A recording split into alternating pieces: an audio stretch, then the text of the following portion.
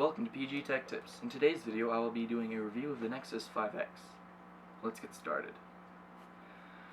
The first thing you'll notice is the body. It is made of a super strong plastic and is very durable. It's got a matte finish and you expect that to collect prints a lot more, but it doesn't.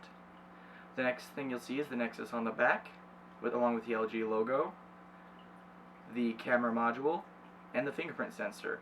And the screen, then the speakers. Let's start with the fingerprint sensor.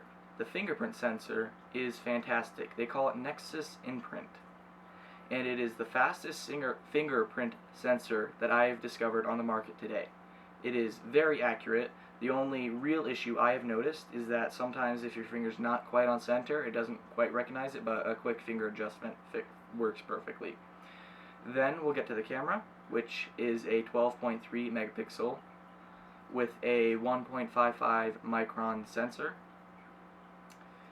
It shoots in 4K and has absolutely smooth, beautiful photos, which is weird to say about a Nexus because Nexuses have been known, or Nexi have been known to have terrible cameras, which this one has really stepped up the game. It shoots at 1080p 120 frames per second, which that is fairly good.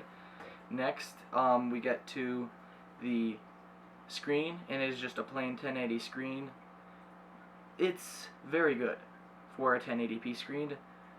It's not, of course, as good as a 4K or 140, i.e. 2K or 1440p. Blah.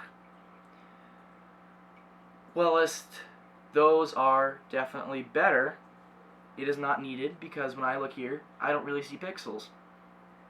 If I look here, I see some pixels, but you're not holding your phone up to your face that quickly, or that far.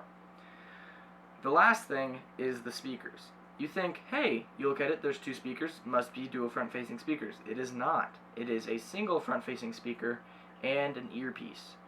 It has inside of that earpiece, though, an notification LED, pretty decent. Now at the bottom, that one single front-facing speaker, it is not the loudest or the clearest, but it does its job well.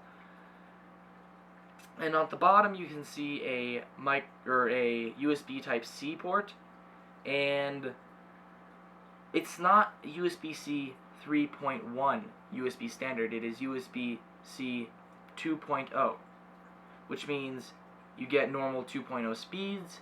You don't get 3.0 or 3.1 speeds, only 2.0, which kind of is a drag. If you're going to put something in there, just upgrade it a little bit further.